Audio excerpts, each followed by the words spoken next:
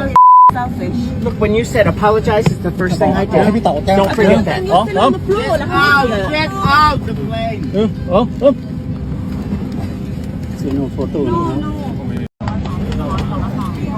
And that was some dude getting dragged off a plane. I'll give you some more details about that. Plus 6 Americans being arrested for sending Bibles to North Korea.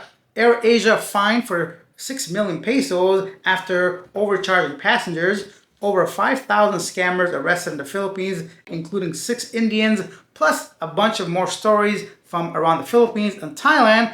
But first, here is the peso to, I always forget this. The USD to dollar exchange rate right now, $1 equal to 56.57, along with some other popular currencies. So on June 25th, an overweight British tourist wearing an orange Garfield shirt boarded a Thailand Air flight from Don Muang Airport, Bangkok. He demanded to move from his assigned window seat to an emergency exit aisle seat, citing discomfort from cramped legroom. Flight attendants denied the request. He responded by lying down on the aisle mid-flight and causing a disruption, reportedly blocking other passengers.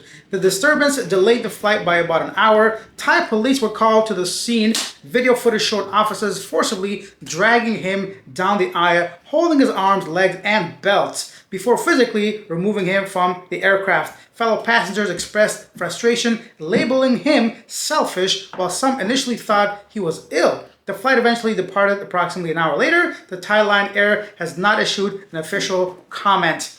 I know the first thing going through our mind is like, yeah, look at this fool, entitled foreigner, expat, rightfully so. Some might say, well, yeah, you know, the seats are very small. He might felt some discomfort.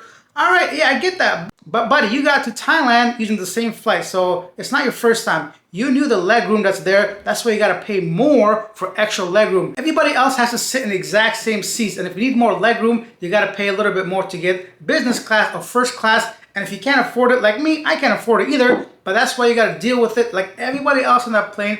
It's very selfish to just lay down like they're delaying the flight. I hope he's charged to the full extent of the law to prevent other people doing the exact same thing as this guy. Leave your thoughts down below. What do you think about this guy's behavior, like a child laying in the aisle and expecting to be dragged off a plane?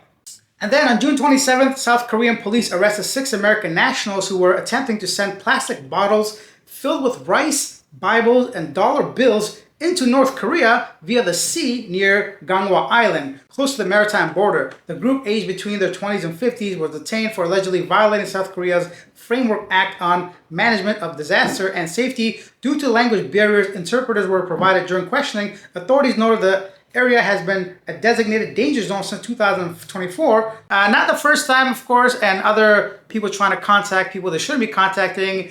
Yeah, I don't know what to say. People trying to convert people to Christianity, sending rice and other items to North Korea.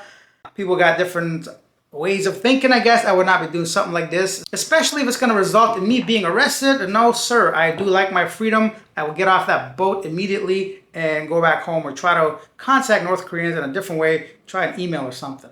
An Egyptian man was deported from the U.S. after kicking a sniffer dog. The dog had picked up the scent of mashi ingredients in a suitcase. They found 25 kilos of beef, 20 kilos of rice, eggplants, peppers, and herbs. The result, an $840 vet bill and direct flight back to Cairo. I think he got off lightly. If you kick a dog, especially a service dog, that should be considered kicking an officer. I hope they just actually find him, put him in jail for, I don't know, whatever many days, then kick him out, especially kicking an innocent dog. Shame on you, sir. Shame on you. I like dogs. I think it's worse than kicking people. So yeah, get on out of here. Go back to Cairo.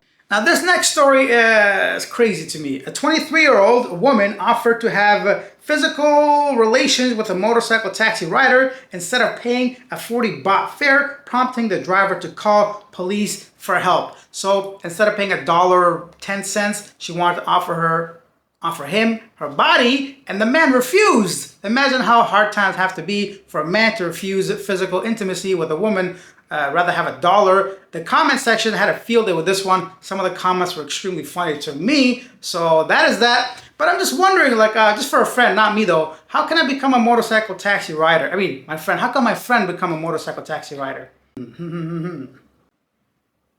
Some more details about scamming in the Philippines. Since January, they have arrested over 5,000 scammers aged between 20 and 50 years old. So what does that tell you? If they caught 5,000, makes you wonder how many people are out there scamming that haven't been caught. I'd assume about 10 times more that have not been arrested. Plus, those, let's say 50,000 scammers that we don't know about, how many people are they contacting? At least 10 people. So when you do the math, chances are that girl you're talking to online that doesn't want to come on camera for whatever reason is probably a scammer.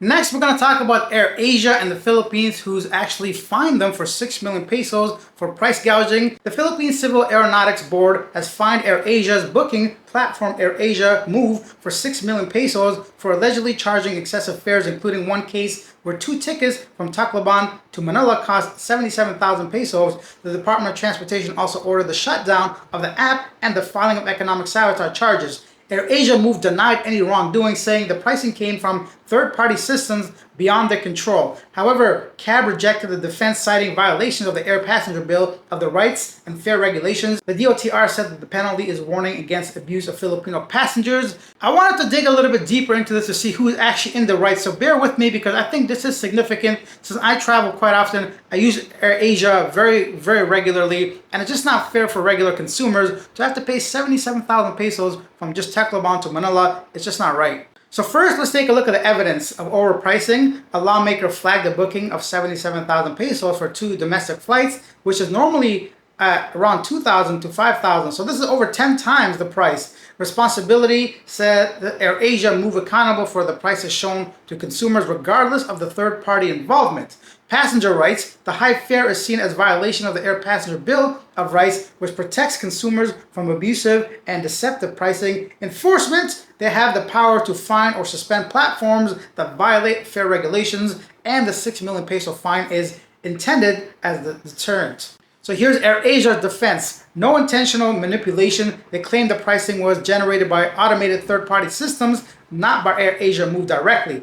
Industry practice. So many online travel agencies aggregate fares from third-party suppliers, and prices can spike due to algorithm errors or supply-demand mismatches. And limited control, they argue that they don't manually adjust or approve each fare, and that the issue may stem from external aggregators. So, buddy, legally, it's still your responsibility. Yeah, third-party, but you are still the actual provider of the service. I'm here on definitely the lawmaker's side. I think AirAsia and any other airline that take advantage of consumers, whether it's like a natural disaster, I get it, like a demand and supply and demand, but this is extreme, 10 times, 12 times.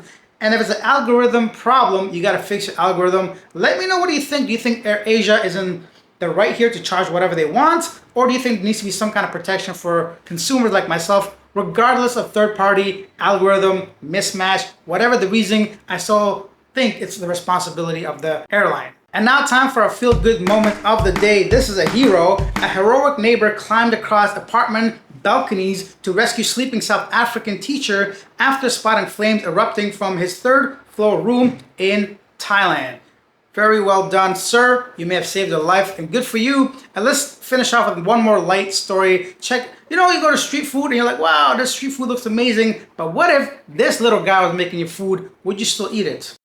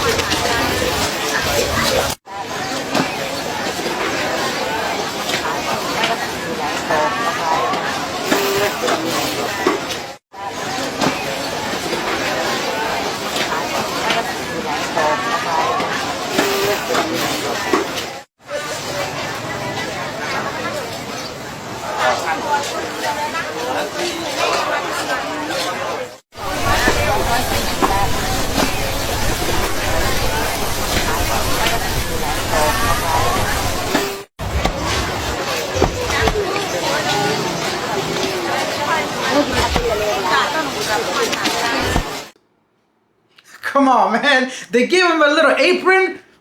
I honestly don't know if I'll be eating that food, but he looked like he was hard at work, man. The man is sweating, working hard, just like you and I would be. His face says it all, but it looks like he's enjoying his job. You know what they say? If you love your job, it doesn't feel like whatever that saying goes. If you love your job, you're not working a day in your life. Something like that. Not time for a segment yesterday today, but first I'd like to thank Thomas for sending me a 500 Japanese yen super thanks. So thank you for that, and Andrew for buying me 5 coffees. If you guys are enjoying these videos and want to show some extra support, you can go ahead and click the super thanks button down here or buy me a coffee. As always, I do appreciate it. So thank you guys for that super thanks and that coffee, or 5 coffees. Maybe I could get myself one of those Rocket Man coffees that we spoke about yesterday. Here are some of the top comments. DMG says, the British guy reminds me of the Eagles song Hotel California. You can check out anytime, but you can never leave. Yeah, this is about the expat being stuck at the Thailand-Cambodia border in yesterday's video. That's a pretty good song, actually. Michael says, the funny part about the cab drivers is when they use the meter, they will deliberately take the routes where there's lots of traffic. Yeah, definitely. And they just like sit there, and the meter does go up, but very slowly, because it's not the same as just like